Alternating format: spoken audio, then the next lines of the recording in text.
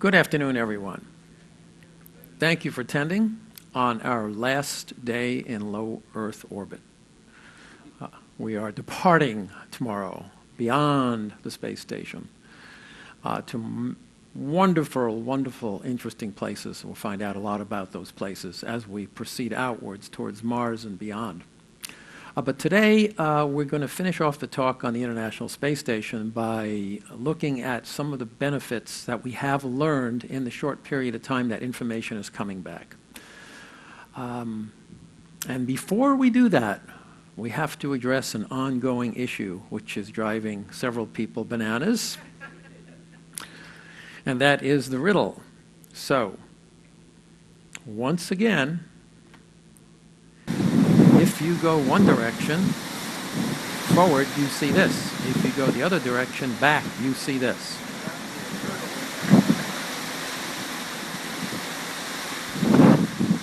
How many people in the audience actually went up top and did this? Show of hands. Whoa! And how many people in the audience saw something? Wow. Again, raised hands. Okay, so I want to ask what you saw. Let's pick somebody. Anybody? What did you see? Looking one way, the water was lighter. Looking the other way, it's much darker. He says walking one way the water was lighter, walking the other way the water was darker. That's not the answer. It might have been a consequence when you saw it. You, back there. Yes?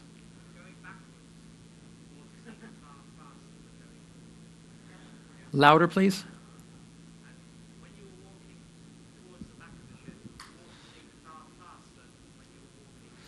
Bingo! When you walk backwards, the water appeared to be going faster than when you walk forward, where it appeared to be going slower. If you look at this video again, not only does it appear to be going slower, it literally appears to stand still. Watch the water. Slow. Whoa!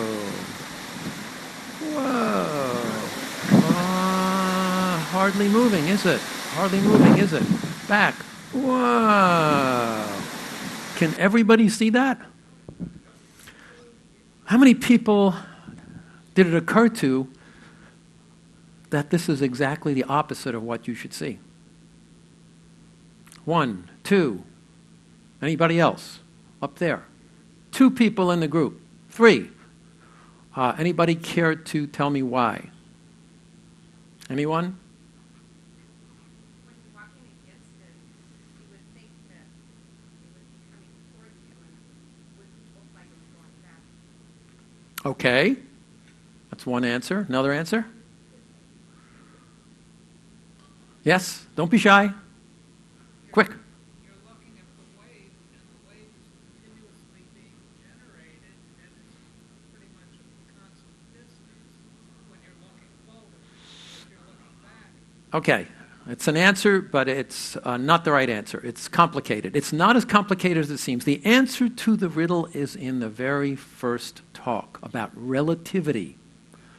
And when you talk about relativity, you talk about reference frames. Now, I've got to tell you, this is not such an obvious thing to figure out. It took me about 4 or 5 years to first notice it on ships, and then another couple of years to finally figure it out, what was going on. So it's not patently obvious. But once you know the answer and you understand relativity on the simplistic way that you can look at it, relativity has to do with reference frames.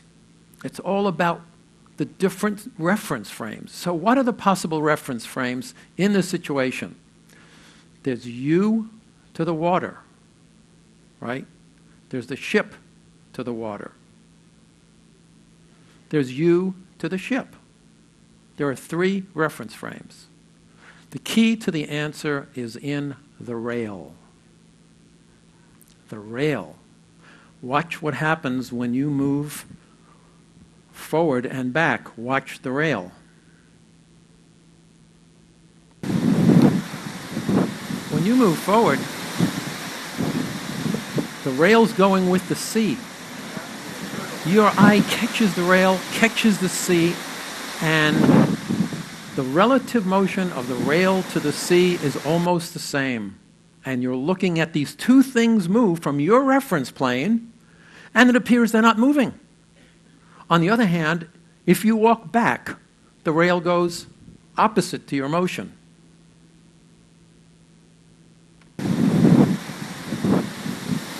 Opposite to your motion.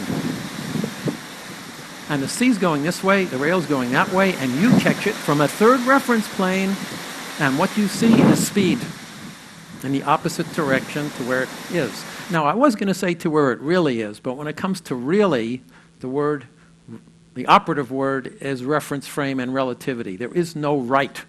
It depends where you're looking at, where the reference frame is, all of it. So there you go. How many people won the riddle? Raise your hands.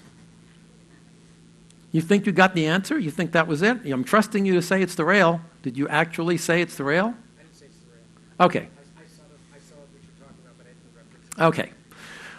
Well, because it's so complicated, I was going to say I'm going to give the books, all 3 books, to you guys. Absolutely, I was going to give them to you, but I don't have enough copies. The best I could do was to get Amazon to cut the price to $1.99 for all of you. There it is. All you have to do is Google Amazon and my last name, Kuznets, comes up. Pick any of the books, hit it. You can get it on the ship. You can get it on your Kindle, on your iPad. They're not big files. And that's my gift to all of you for putting up with this insanity, this nonsense, this brain. Okay. I have a couple of more of these brain teasers, by the way. We don't have time for them, and I think you probably put this one to bed. So here we go. Boosting your health with NASA research. You likely have 2 questions. The first is, who am I to talk about this? And the second is, how on earth does NASA know anything about your health, in particular, on the ground? The answer to the first is, I was a senior scientist and flight projects manager for the human research program aboard the Space Shuttle and the International Space Station from 2000 to 2010 at the NASA Johnson Space Center. Does that make me an expert? Absolutely not. The data changes every day. Check your sources carefully. Drill me if you like, anytime you want, about how things have changed. They're constantly changing. Second thing is, cautionary words of wisdom about experts, science, and medical advice. Stock market. Past behavior is no guarantee of future performance. Many people believe, however, past behavior is a guarantee of future performance in science until it isn't. Science is based on the scientific method. One of the iconic people in this business of science, Carl Sagan, coined the expression, extraordinary claims require extraordinary evidence. And that's the cornerstone of science, but it's not infallible. At one point, we thought the Earth was flat, that if you landed on the moon, you would sink in meters of moon dust, that kind of thing. So when it comes to medical advice, and you fold all of this in, ye seek certainty when there is no certainty. The only expert in town is you. That's the lesson of this talk. Do your homework. Get multiple opinions. Never fall for a smooth, slick line, such as you're probably hearing here. But the point is that this is your health. And there is no better expert than you. And you have to be very rigorous when it comes to this. That's what I'm trying to convey. You have to be rigorous. Let's go to the second question. How on earth can NASA know anything about my health? This is a bit more complicated. To know that answer, we have to know a little bit more about Earth versus space. 2 different places. Space is a bad place to be without a spacecraft or a spacesuit. Cosmic radiation in lethal doses. You'd boil if you faced the sun. You'd freeze if you faced the shade. There's no oxygen to breathe. There's no gravity. There's no pressure. Bottom line, dead in 60 seconds. How do you die? Oh, well, some person with nothing else to do in his life constructed the Marshmallow Man to show you.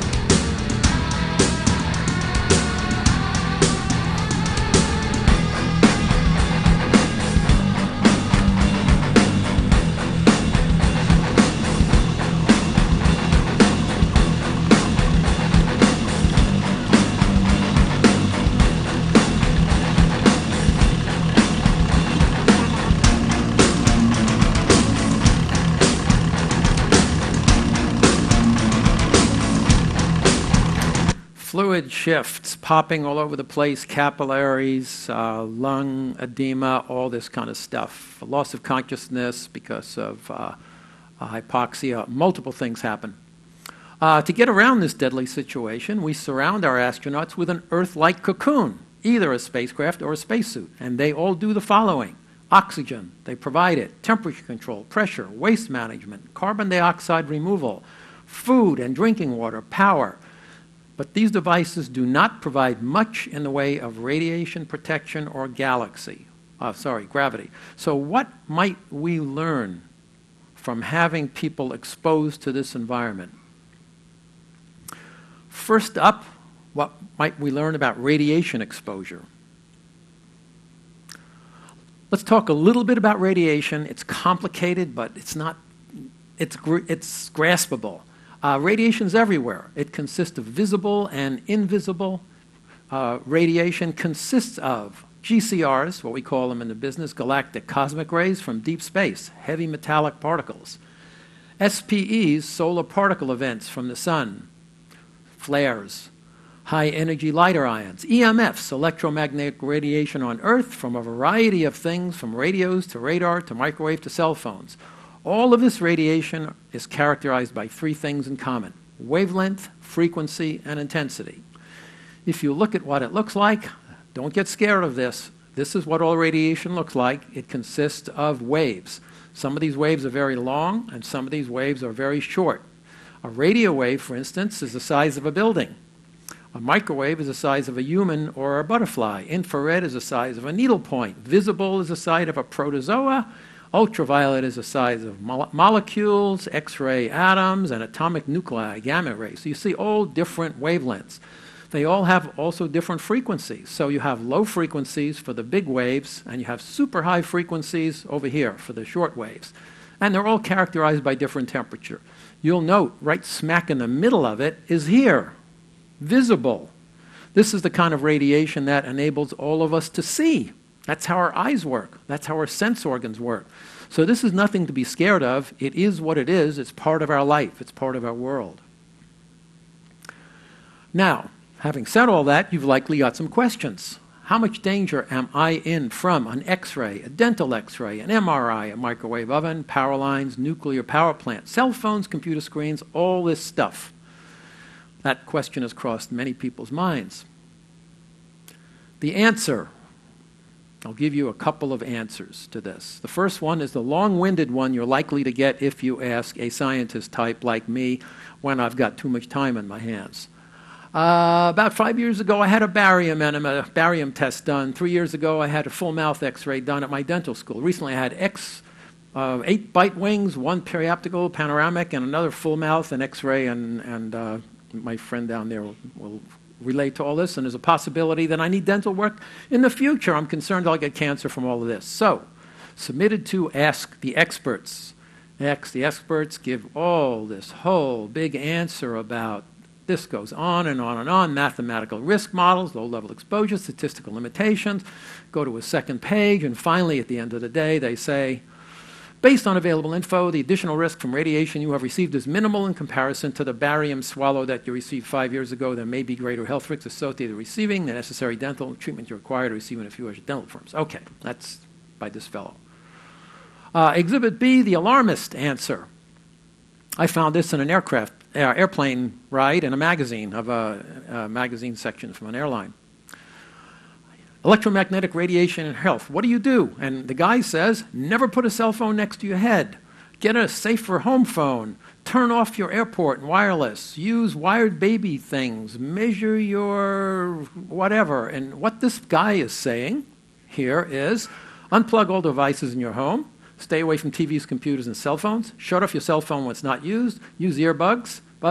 Never place a cell phone near your body or head. Avoid Wi-Fi. Use Ethernet or cables. Use a wired landline. Use a stove or oven instead of a microwave. What I can tell you about this is be wary of it. If you see something like this, the first thing you've got to check is who wrote it and where did it come from, and is it peer-reviewed? Is there an article out there that establishes legitimacy to make these kind of statements? I was actually on a ship once and had a little card placed on my stateroom door, and it was placed on every stateroom door of every passenger, and it said, do not use your cell phones, do not do this, don't use the microwave. And it was such a slick little card. When you saw it, it was, it wasn't just a passenger decided to do that. So you have to be really careful about this kind of thing. What we do know when it comes to radiation, from NASA's perspective, is we have established limitations. And you might want to know how your limitations compare to their limitations. So, for instance, a chest X-ray is about 1,000th of an increased risk of cancer. A diagnostic CT is a little bit over, 0.01%. This one, on a mission, that's 0.01%. A space mission, 6 months on the International Space Station, is less than 1%, about 0.8%. That's 0.8 out of 100 possibility of an increased risk. You get into situations if you go in a long-duration flight to Mars, for instance, over here, the risk becomes about 4 or 5% increased above the normal risk if you were to go on a Mars mission because of exposure to all these things. Bottom line, you are not in much danger. You would have to have thousands of these to even get to this point. So that's really the comforting lesson from, at least from what NASA knows and what NASA allows its astronauts to be exposed to. If you were an astronaut going to Mars, you would have one flight and that would be it. You'd be grounded. One flight, that is the career dose. The other side of the coin that we talked about is not just radiation, but the absence of gravity. That is a very useful thing to look at. How? The absence of gravity helps us understand how humans react to space on the ground. The absence of gravity is simulated on Earth and has been simulated for many, many years, and it's done by bed rest studies. We place people in beds for a long time, and the changes that take place mimic very closely the changes that actually take place in space. So, if bed rest is similar to no gravity in space, what happens in space would likely happen to you if you stayed in a bed too long, if you were on a couch too long, if you were horizontal or inactive too long, and especially if you were in a hospital bed too long. Here's our normal distribution of gravitational loads from head to foot. Get horizontal and you can see the magnitude of the gravitational force on your body is not this. What does happen? What actually happens when you place an astronaut in space, and what would happen to you if you are in a bed for the same length of time? You have all these changes, multiple changes of all these systems. What we know, without gravity, astronauts can lose up to 2% bone density per month. Some lose more, some lose less. Occasionally, somebody comes back and doesn't lose any. We haven't figured that one out yet. A mission to Mars could cause up to 1/4 of bone loss unless we figure out how to reverse it, resulting in severe injury and fatality if not corrected. Spaceflight mimics osteoporosis in fast forward. Immune systems are compromised also in fast forward. And as a consequence of knowing this for a number of years, we have known for some time we must develop countermeasures if we're to proceed beyond Earth orbit for any long period of time. How does NASA develop such countermeasures? With an ongoing program related to all of research in these different disciplines: bone, muscle, cardiovascular, radiation, pharmacology, immunology. And we talked about this the other day. There is a program, a formal program of studying this, and it's called the International Space Station Laboratory. It's just called CASIS, and I'll let, this is going to play. Yeah. What is CASIS? CASIS is the Center for the Advancement of Science in Space, and it manages the National Laboratory on the International Space Station. CASIS is launching a new era of space research to help reduce cost, increasing access and opportunity. CASIS is your gateway to innovation, breakthroughs, commercial R&D research, giving scientific, commercial, and educational industries equal access to space for the betterment of humankind. CASIS is appointed by Congress to identify the opportunities for the International Space Station, to take advantage of its unique environments to generate a return on investments, not only financially, but to improve life on Earth as well for the citizens of the United States. We do this by breaking down barriers, assisting in research, connecting, hardware, and funding. CASIS, bringing home the magic of space. So here, as you saw yesterday, is the International Space Station against the sun doing a partial eclipse, and all this stuff is going on up there. I mentioned the other day you can find out where it is anytime by putting in your location on viewing opportunities, ISS viewing, lots of different ways you can say it, and it'll give you a location and time and duration where you can see. It tells you where in the sky to look. We also talked yesterday how this is the largest structure ever built in space. We have 16 international partners. Most of you saw this clip with Sonny Williams taking you on a tour, so I won't show it again. These are some of the investigators and some of the areas that are being studied. I'm just going to snapshot them very quickly. You can see bone loss in the axial skeleton at UC San Francisco. You see here effect on spaceflight of bone muscle immune fiction. The interesting part, it's done in Japan. This is Penn State. These are all on muscle. And you see here's one in Sweden, Boston University. You begin to see Copenhagen. You see this comes from all over the world. These submissions from all over the world in these different fields. Really gratifying, and yet at the same time very difficult to do these experiments because, first of all, astronauts have to volunteer. You can't force an astronaut to be a test subject for these. And it's very difficult to get the data. It comes back slowly, usually over 6 or 7 years. And you can see how the funding levels go up, but they're not that expensive with run-out costs. This is, of course, fiscal year 2000 to 2006. It was $1.565 million. So it's probably up to $2 million or $2.5 million to do a 7-year experiment. Not a lot, considering the benefits. But let's get back to the changes and what we might learn from these changes as the data starts to come in. The fastest change that we've seen is green, and here the slowest change is in red. So let's take a quick look. Fastest change, vestibular, balance. It happens within a day or so, and then it corrects within a week. It comes because our neurovestibular system gets different inputs from our eyes and our balance organs in our ears, and our body sends different conflicting motions. We're all aware of it because we've all had it. The minute we step on a ship, we begin to have it. So astronauts have the same thing you have, and it usually self-corrects. Interestingly enough, it corrects in veterans faster than it does in rookies in space. So if you've been an astronaut and flown before, sometimes you might not have it at all. I don't know if the same thing has been experienced by some of you on ships the first time you got on, and then the next time you got on, if your body accommodated to it. That'd be interesting to know. Countermeasures, well, dizziness, balance, seasickness, you can use a patch, you can use bands, you can use some medication, and rookie versus veteran thing. So that's not really a serious one. Intermediate changes occur in the cardiovascular system, where it takes a week to a month for changes in the cardiovascular system to change. Muscle atrophy, strength loss, cardiac issues. The countermeasures for this, get off the couch, get off the bed, exercise, and medications. That's what's done aboard the space station.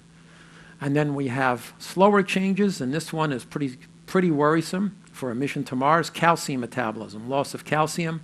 As I mentioned, up to 2% calcium loss per month has been experienced. We have a whole class of drugs called alendronates that have been used to prevent this, and especially exercise and impact exercise has been used for that.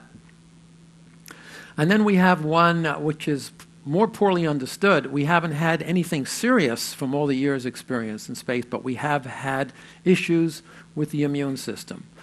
And the immune system covers a lot of ground: autoimmune diseases, aging, and we've done T-cell research on the International Space Station to try and look into this. They're a type of white blood cell coated with chemical receptors, must activate together to turn on the immune system properly, and they generate an immune response. Studying this may lead to treating arthritis, diabetes, and immune system diseases, or possibly reversing the aging process. We don't know. What I said the other day is when you begin to study this stuff, you don't know where it's going to go. You only know that you're probably going to learn something valuable. Very interesting, viral activation occurs to astronauts as they get closer to their mission. They experience viral shedding and an activation build up to launch and degraded immune system function. Now, they don't, if they do something like get a severe reaction or a cold, they are scrubbed from the flight. We haven't had to do that. But the evidence shows peaking in viral shedding, and then just as they get right up to a day or two before the launch, it seems to drop. So it's almost like the nervousness that they've experienced in building up to this internally is finally passed away when they're a day or two before it, and it's resigned, it's going to happen, I can finally say okay. So what we've learned so far, the number one thing on the space station that's done is exercise. Astronauts exercise 2 hours a day on the space station, including 3 venues that we talked about the other day. Yesterday, a treadmill, referred to technical name TVIS for Treadmill Vibration Isolation System. Why does it have that name? You have to isolate the treadmill and the other one, the bike, from the space station because, as Sunita Williams said yesterday, it will cause solar panels to shake. It'll do more than that. It'll cause the engines to move around. I mean, it'll cause the structure to move, and the engines will try to compensate by firing. So you have issues with solar panels. You have issue with the structure. You avoid it by decoupling the exercise equipment from the wall. And that's why it's called vibration isolation, to do that. Take-home lessons. You were once fit and athletic. You can be again. Keep in mind, astronauts living in microgravity 24 hours a day need 2 hours of exercise to fight osteoporosis, muscle atrophy, and other medical issues. Well, guess what we do for 8 hours a day? We're prone, we're sleeping, aren't we? On our back. We're in space for 8 hours a day. So if astronauts need 2 hours a day to compensate for 24 hours a day in space, how much do you need to compensate for 8 hours a day on your back? A third of it, right? That means you need to be exercising 30 to 40 minutes daily just to be even, just to fight the fact that we're not experiencing gravity. Keep in mind, especially, astronaut programs are individually targeted and prescribed. Don't take matters into your own hands without doing the research. Consult an expert. Don't jump to conclusions. Check their credentials, and if you can get 2 independent sources to check you out before you embark on it, it's better than 1. Don't sit at a desk or lie down all day, because that adds to the time on your back. The more time you spend sitting or horizontal, the faster you'll be permanently horizontal. Interesting things, there are ways to speed up this without working hard. There's one gentleman at the university, he's actually a NASA researcher at Clint Rubin at the Stony Brook University, part of the University of New York in Stony Brook, Long Island. He has come to the conclusion that the best thing we can do is to stand and move around. We don't really have to exercise so hard. Now, why is that? Here's the claim. When we stand, we're not really standing in one place. We're really shifting, aren't we? We're shifting. When we learn to walk, we're shifting like this. What does it mean to shift, to go from one leg to the other, to remain in a standing position? What happens, you see, is sensors in your feet are picking up motion change, and they're pulsing through the muscles very, very quickly, thousands of times a second, up to the bone at very high frequency, and the bone and the muscle are then correcting, right? Now, this is not a high-impact, low-frequency exercise. This is a high-frequency, low-impact exercise. That act of doing this is what he claims is the best answer to osteoporosis and muscle degradation and bone loss. But most of the studies that I've been looking at, including the research that's being done on station with respect to exercise, are converging into a story. And the story seems to be that short, high-intensity exercise is preferable to long, low-intensity exercise and may indeed extend your life. So working up more of a sweat when you exercise may even help you live longer. 2 new studies have shown, this is a Harvard study focusing on 204,000 older middle-aged adults, and kept track of them for more than, I think it's 35 years. And those who said up to 30% of their exercise were vigorous were 9% less likely to die during the study than those who did no vigorous activity. And this death rate was, let's see, I think I can't show it here, but it was even lower, 13% lower for those who did more than 30% exercise. So also another study in the Journal of Circulation showed people who exercised more were less likely to die following a cardiac arrest and more likely to, if they had vigorous exercise and survived that. So all of this stuff is converging to a story. So I've taken this in account in my own exercise program. I've shrunk down from an hour pounding a treadmill for a long time, and what I do now is I go up to the exercise room, I pick out about 10 weight machines, I go on each one. I don't pay attention so much to the weight or the range of motion. What I try to do is about 30 or 40 reps, easy reps that I can feel I'm exercising my muscle, and I do it quickly, and then I go to the next machine and the next machine and the next machine. And I do that for about 20 minutes until I feel kind of a little bit winded, but I'm not pushing very hard on those weights. And then when I finish doing that, there's another study came from the Danish Institute of Fitness that is called 30-20-10. This is interesting because instead of working very hard and getting bored, the whole point of their study was, how do you keep people who are exercising from getting bored? And the answer is, have them exercise for 30 seconds at a very, very relaxed rate on a treadmill or a bicycle ergometer or a recumbent bike, and then have them move up for 20 seconds to a moderate rate, and then 10 seconds as hard as you can go. And then back to 30, 20, 10. So you're only really exercising full tilt for 10 seconds. Then you can relax. I'm going to be back to that 30 seconds of calm, and that enables you to push to the next level. And you only have to do that for 10 minutes, according to that study. So these are the things that we're learning about exercise and how important it is to fight the loss of gravity, which occurs in many ways. So regarding injury, all of us are confronted with injury or illness, and there are steps you have to follow. And remember the 7 stages of steps. Once you're confronted with an injury: shock, depression, acceptance, research, planning, action, commitment.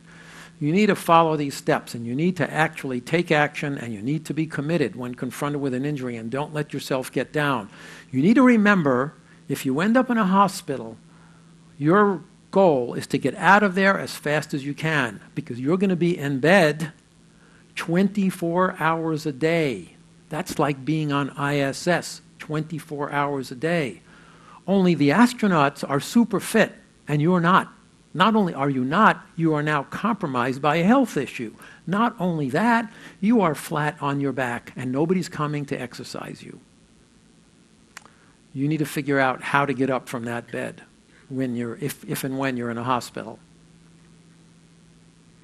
Next topic, nutrition. Okay, there is a lot of hocus pocus out there all over the place. Beware of false claims, including anything I might say to you that you might misinterpret or I might missay. You've got to do your homework, come to your own conclusions. Again, no expert out there, I'm afraid to say. Let's have a little clip from this film.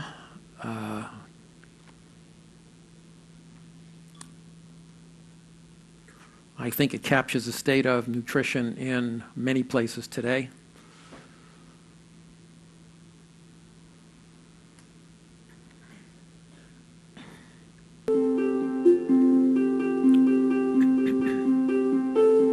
The idea of using nutrition to promote good health is nothing new. Indeed, Hippocrates, the ancient Greek father of Western medicine, said, "Let food be thy medicine," over 2,000 years ago. Yet it wasn't until more recently that the science behind this observation was systematically probed and applied.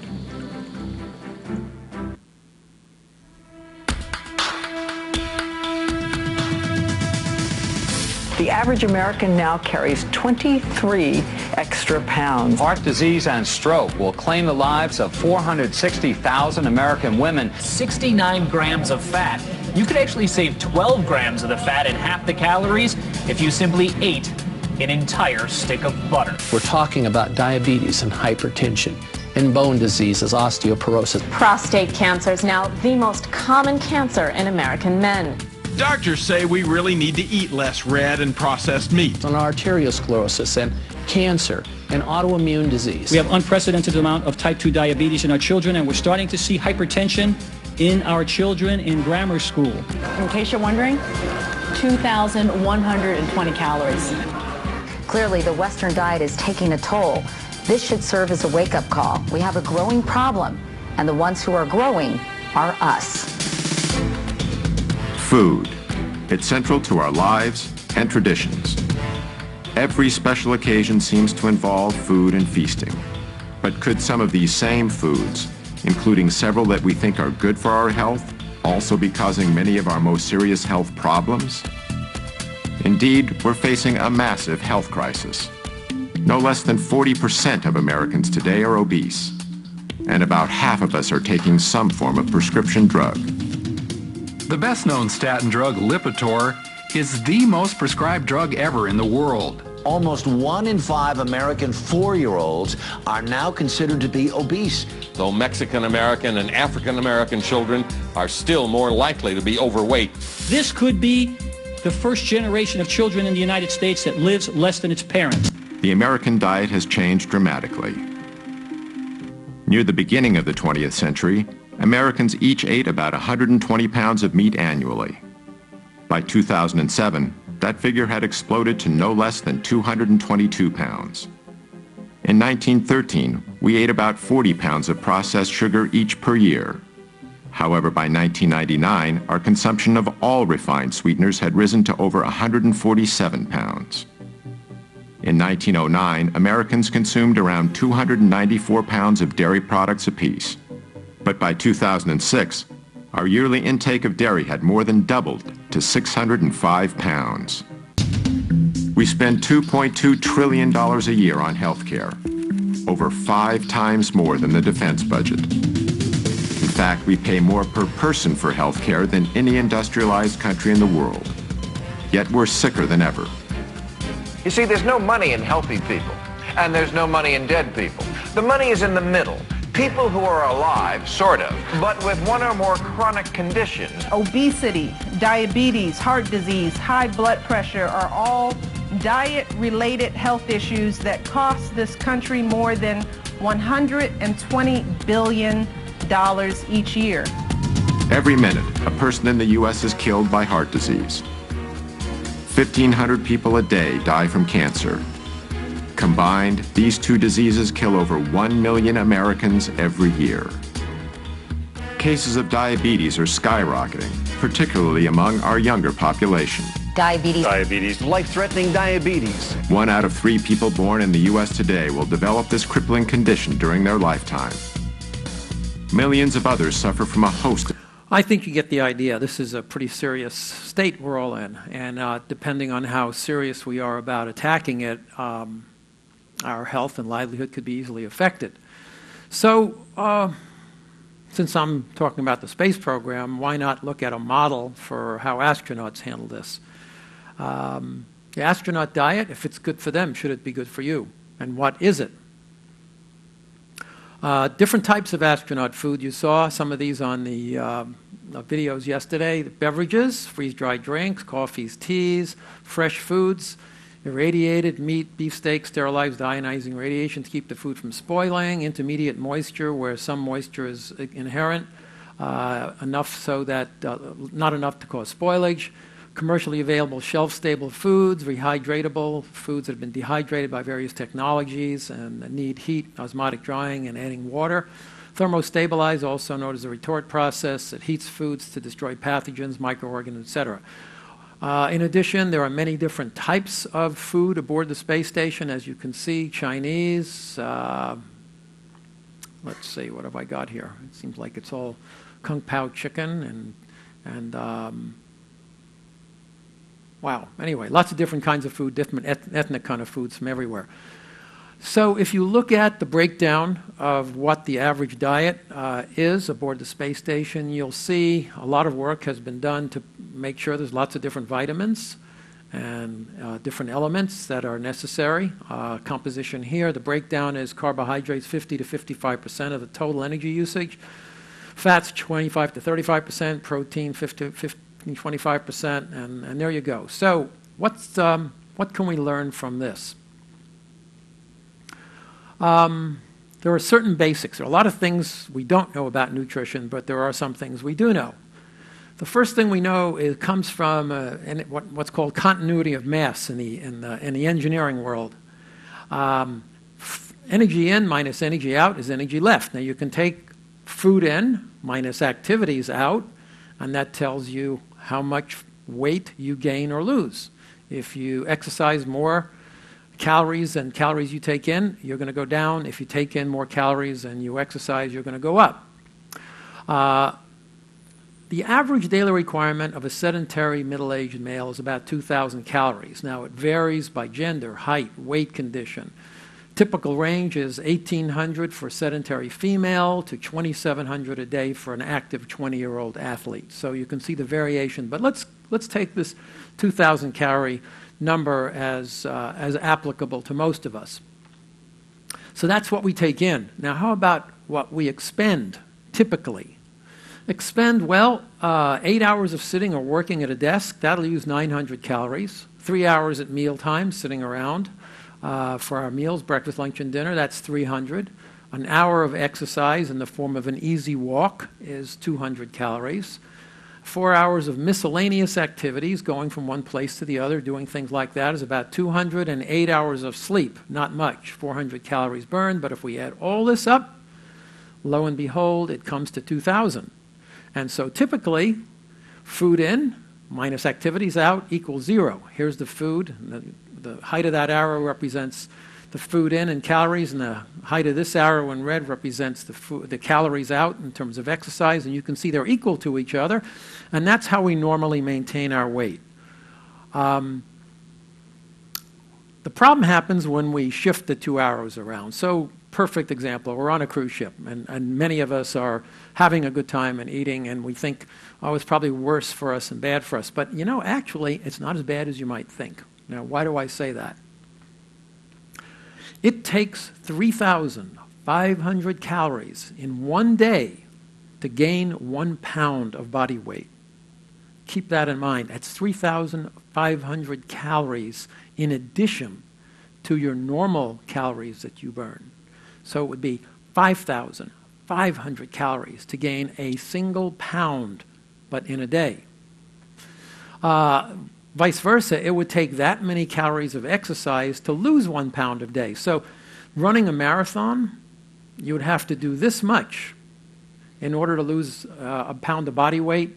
Tripling your calories in a day would gain you a pound of body weight. But nobody does this. These are extremes. What you really should think about is a 10% drop. And assuming you have a 10% increase in what you eat on board a ship, what does that mean? A 10% drop in calories consumed or a 10% rise in activity level would result in 1 pound of body weight gained in 17 and a half days. That's if you increased by 10% the number of calories you do a day. That's not so bad, but if you keep it up, it's going to be 20 pounds a year. And vice versa. If you exercise 10% more than you normally do, you would lose 20 pounds in a year. So this is what represents really a lifestyle, not a diet fad, and it's far healthier. So 10% more calories will get you where you want to be, and 10% less food will get you where you want to be.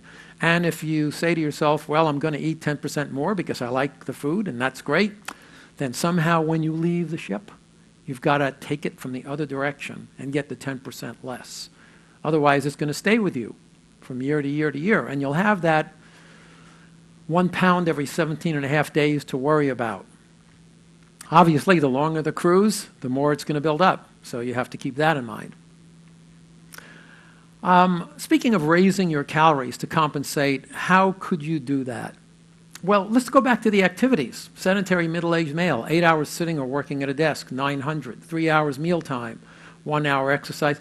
One thing for sure, to get this number 10% higher, you're not going to do this. You're asleep, and that's only 400 calories unless you decide you don't want to sleep for a couple of hours, and that's not good either. So you can't do anything about increasing the activity by the way you sleep, so target the other hours where you do miscellaneous activities. Now, how can you do that? Well, the first thing you have to do is find out how much those activities cost you. This is just a chart. What are you doing each day? Now, you can go to a chart like this, which is complicated, an activity rate planner, and you can find these all over the internet in many books, and it tells you the cost of every imaginable thing that you can find, or you can go to technology and get one of these guys. And believe it or not, even on your basic iPhone, and I'm sure probably on your Android, there is a little app which most people probably never even are aware of and don't use called Health, and it keeps track of the number of steps that you've taken. I had it for a year before I looked at this thing, and it was actually showing the number of steps I was taking every day. And if you have that as a baseline, all you got to do is say, I'm going to take 10% more steps a day. And I've got this little thing that's counting steps, so it's there for you. You don't have to do much work. But if you want something a little grander and more elaborate, you can get a Garmin Vivo Fit, a Fitbit Flex, Fitbit. You can get any one of these things. They're not even that expensive. Put them on, it'll tell you what you're doing and how to bump it up. The other answer of losing calories as opposed to increasing activity is a little more complicated. In order to understand that, you've got to get into what is food and how can I drop it and how should I drop my food. Well, all food consists of, as you know, proteins, fats, and carbohydrates. You need all three. Fats for cell walls, backup energy, proteins for amino acids, organs. The mix is a quagmire of advice depending on who tells it to you, with lots of different falsehoods about how much you need of each.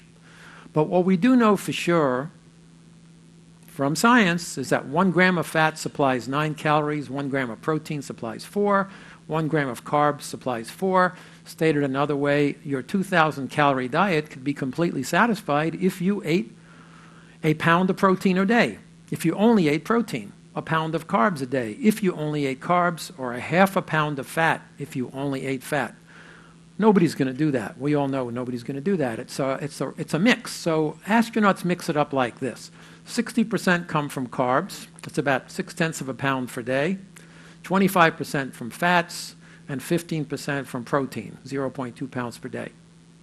There's more to the story, of course. What kind of carbs? What kind of fats? What kind of protein?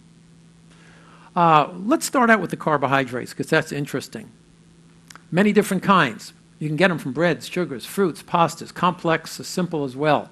Once digested, however, they all end up in the same place, pretty much as glucose, and they're processed in the mitochondria of every cell in your body according to a very famous equation which all of you have seen at one time or another in your life. It's called the respiration equation. If you run it backwards, it's called photosynthesis. If you run it this way, it's called the respiration equation. What does it say? It says food, the end product of food, glucose, combines with oxygen. Where does the oxygen come from? You breathe it in, and it goes to every cell of your body, and it burns the glucose and produces CO2, which you expire. It produces water, which is used to replenish the plasma and all the fluids in your body, and it produces heat and energy that powers every muscle in your body. That's the operating equation of us.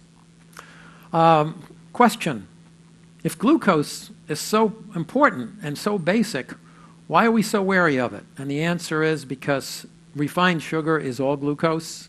Too much of it can cause serious health problems. However, remember, only 99% of the carbs we ingest don't come from pure glucose. It's broken down and it's more complex, and bottom line, a few teaspoons of sugar is not going to kill you.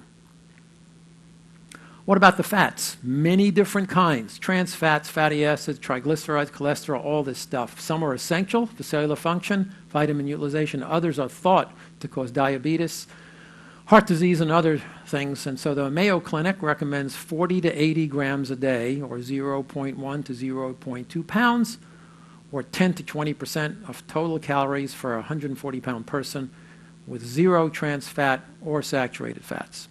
So that's the lesson on fats. Protein is another story. It's important to talk about it a little bit. In even the early 1900s, there were statements made that this is the stuff of civilization itself. Protein was also nearly synonymous with animal-based foods like meat. It still is today, all over America. Why do you think meat is important in our diet? Protein. Protein? Protein. Protein. Protein. Protein. A lot of protein. We need protein, don't we? We can't live without protein. The idea that plants had protein also didn't come into play until maybe the late 1800s, early 1900s, and then it struggled through the years. No matter what source the protein came from, in the late 1950s, most scientists believed the world needed a lot more of it.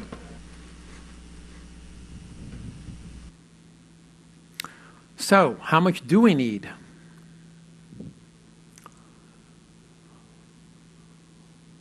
Recommended protein limit per day from the Mayo Clinic, 50 to 80 grams per day. That's for an athlete. 80 grams a day is athlete, bodybuilder, 50 for sedentary person.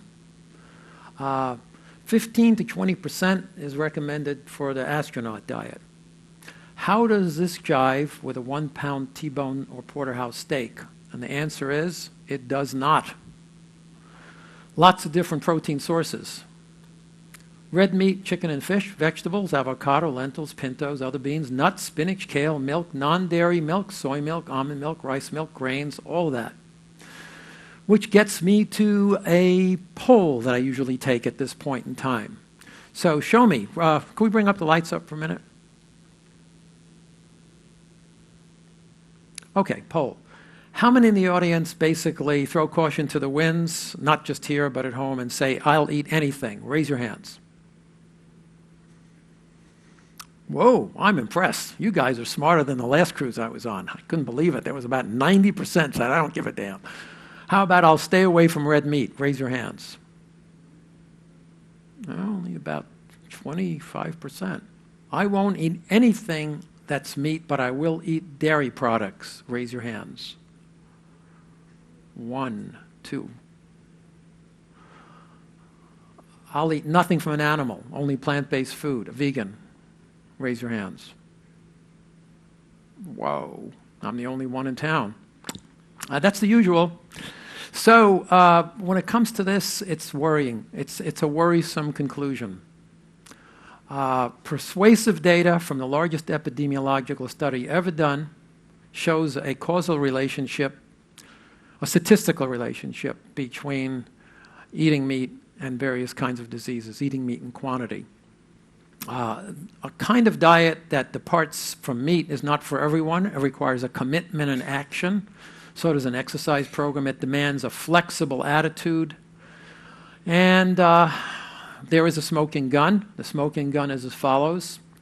A detailed study of thousands and thousands and thousands of people in China that was done between a collaborative study between Cornell University and the Department of Health in China found these results in these different parts of China.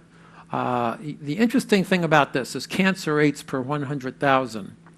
And you'll see the interesting thing is all cancers had lows of 35 per 100,000 and highs of 721, in females 35 and 491. The lows and highs represent places. So in other words, some places were as low as 35 per 100,000. Other places were as high as 721 per 100,000.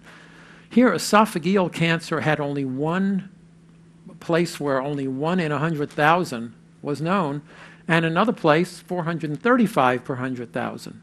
Look at this. Liver cancer, 7 per 100,000. Colorectal, 2. Lung cancer, 2 per 100,000. The variation, 0. Nasopharyngeal cancer, 0 per 100,000 to 75. These numbers just hit you in the head when you look at them. And they've been questioned and statistically analyzed by many different people over the years since the study came out. But the point is, they're all geographically based on places. Some of these places have ridiculously low numbers, and other places have ridiculously high numbers. And when those places were looked at, and polls were done, and surveys were done of the people who were doing this, it was found that those who were on a strictly plant-based diet were all in the lows. They didn't have anything from meat. So that's the kind of thing that convinced me to go in the direction I went on. But the first statement I made in this talk was, don't believe any slick line from any snake oil salesman or anybody like this. You've got to do your own homework. And this is not, some people say, I could never get on a plant-based diet. I like the taste of meat too much. And, well, I love the taste of meat. Man, I could take a Nathan's hot dog 7 days a week when I was younger. And I used to take a Kaiser roll when my mother was making this kind of chicken in the broiler. I would take a Kaiser roll. I would open up the broiler when she wasn't looking. I took the Kaiser roll and I dumped it into all the goopy stuff that was coming in. And when she turned her back, I would just devour it. So, you know, I was a really fanatical meat eater. But we all are capable of change one way or another, for good or bad. So those who don't care what they eat might want to think about the environment. An animal, a pound of beef takes 1,800 gallons of water to make. Gallon of milk, 888 gallons. A pound of chicken, 460, 450. The numbers go on. When you compare it to plants, you see it's very, very low. So I won't show you this, not enough time. This is a personal decision, and it's not easily made. It's a transition of a lifestyle. More and more people are going on a different lifestyle that goes more towards vegetarian or vegan. You may have noticed, if you haven't, on cruise ships, there are at least 2 vegetarian dishes offered on cruise ships. That was never done before. If you ask, you will get a separate menu with many vegan dishes as well. So this is a gradual awareness that's coming in and sinking into the population. Let's go on to supplements. That's another issue altogether. Number of studies published in the Annals of Internal Medicine underscore the fact scientists have become increasingly aware of that the vast majority of vitamins are simply not worth taking. Enough is enough. Stop wasting money on vitamin and mineral supplements unless you're in a pretty severe deficit for other reasons. This goes for a tremendous range you might not imagine to be beneficial. You might imagine to be beneficial. Multivitamins do not reduce the risk of cancer or cardiovascular disease. Controlled randomized studies, or one group of people take supplements and the other take placebos, and the groups are compared, have produced little evidence that antioxidants protect against cancer. Study after study has shown vitamin C does nothing to prevent the common cold. In many instances, taking high amounts of them in a refined form, especially vitamins A and C, can actually be harmful. The list goes on and on and on. This is something that we've all been weaned to think is great for us. Having said that, cautionary note. Difficult to know where to begin to refute the maze of misinformation and false promises. Authors completely untrained in nutrition, have never conducted any peer-reviewed, professionally based experiment, say this stuff in immensely popular books. Why are these books popular? Because you do lose weight. Basically, like the Atkins diet, you come in at extremely low calories, you starve yourself, and you lose weight, and you think it works. But a year or two later, you're back to square one, and you've actually hurt yourself. Having said that, there are a handful of vitamins and supplements charted by the strength of evidence that indicate they are beneficial. Vitamin D, zinc, probiotics, aspirin low dose, vitamin B3, garlic, vitamin B12. For more information, I can point you to this. Let me see if there's...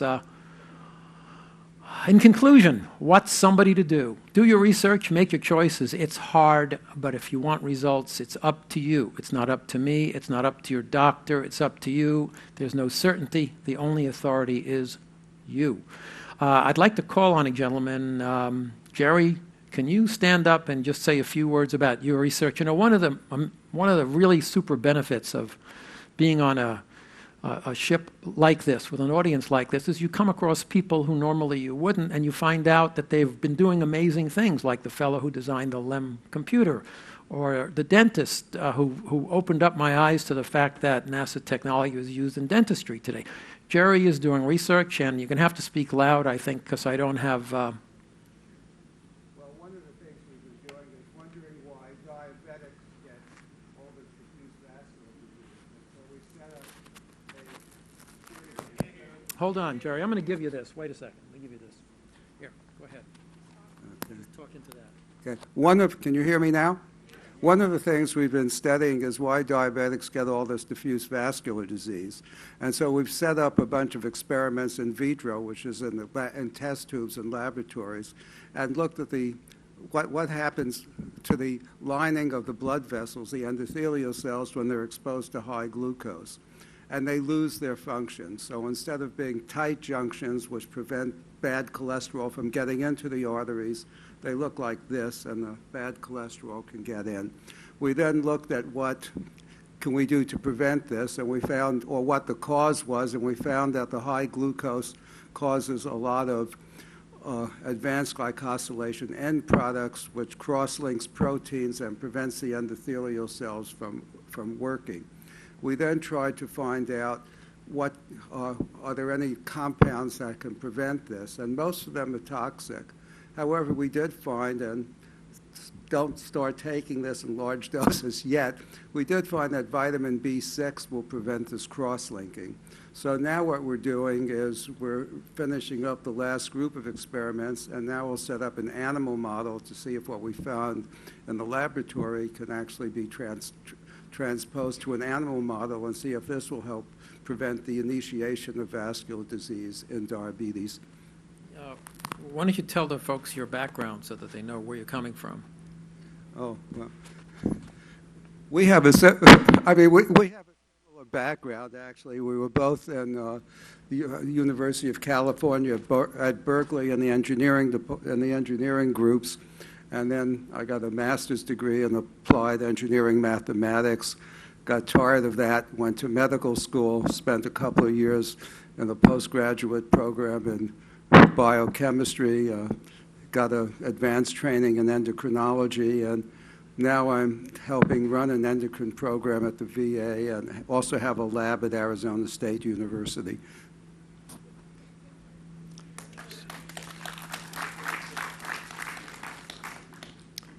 So I guess that's all on this. It's this very intense, sobering kind of topic. I'm happy to take questions. I don't know if we've got any time for some questions. I'm happy to take what I can and also address anything as you run across me. Yes, please.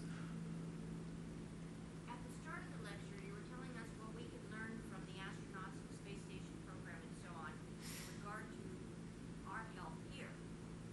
In reverse, are they implementing in the space station program what you were talking in the second half about people perhaps going more vegetarian, more vegan? Are they asking the astronauts to include that philosophy in their diet? Yes, the question is are the things we're learning on Earth coming back to the astronauts in their nutritional program? The answer is yes, very clearly yes. That diet that I showed you that they're on has been changed very much over the years. And you know, when you do an experiment, when you put a human being in a space environment, you have to be very careful what you expose them to. So you start out with what you know, and you see where it goes. So the three kinds of exercise that were there and are indicating that short, intense exercise is better for you is something that evolved from the first thing that came from the ground. And similarly, the nutritional program that the astronauts are now on has gone to lower and lower protein and more vegetables as part of that protein and part of that diet. And there is an entire organization at NASA that basically studies nutrition and diet, because it's okay to be in the space station where you can easily get back to Earth and supplies are easily replenishable. It's an entirely different story on a mission to Mars, which is 3 years, and you've got to take everything with you or grow it. So clearly there's a lot of research being done for that direction that goes back and forth. Other questions?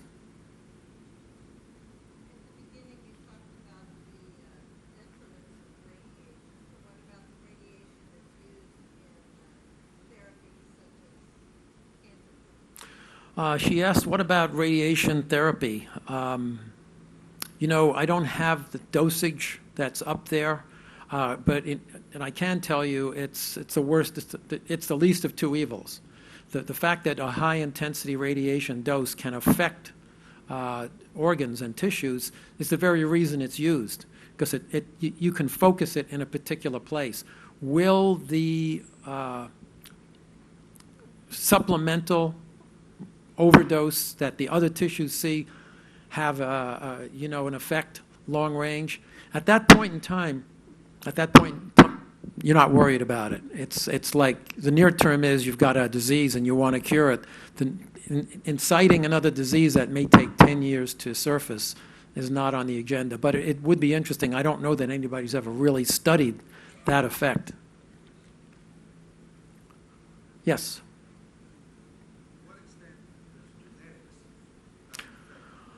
I didn't have time to show you the film, but the one thing about the China study is that they go through a great deal of trouble to show you that most Chinese are genetically very similar, unlike our population group here, and yet these effects were noted in spite of genetics. We used to think that genetics were 50% or more of the issue, and now that number has gone down and down and down. So I think, yeah, it's a factor. How much of it is? I think the latest research I've seen is something like 30% of an effect, but it's not the be-all and the end-all it used to be. You had one. To what extent are your recommendations for diet while in the space program incorporated before the astronaut begins his time in space? To what extent are recommendations incorporated before an astronaut goes into space? This is a very slow-moving program. Nothing is implemented quickly. That's the best I can say. All of these results are now first coming forward. The space station first module was put up in 1998. We've only had a crew of 6, a full complement, for probably 5 years, and not all of those 6 are volunteer for these kinds of results. And on top of that, it takes years before you get data. So you can see how difficult it is to glean things. It's a slow-moving thing. You can't be in a hurry when it comes to science. Yes?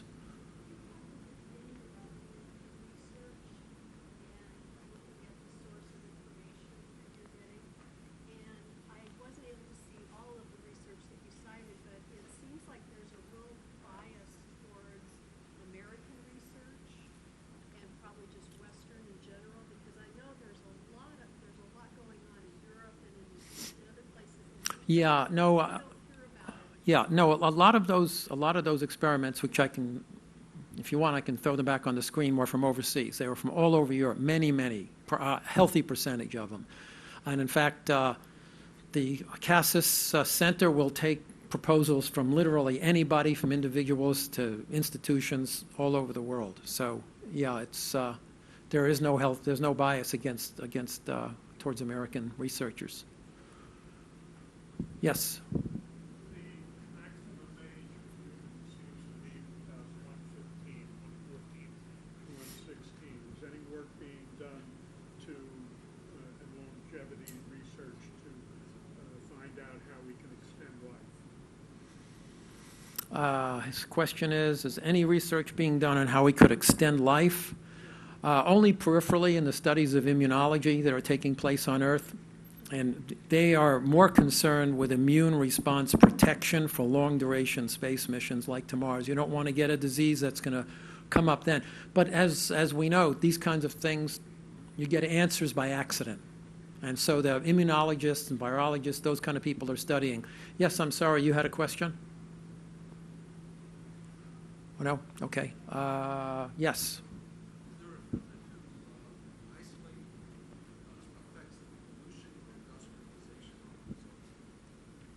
Is pollution and dust looked at? Yes, there's an entire branch of NASA dealing with toxicity and outgassing.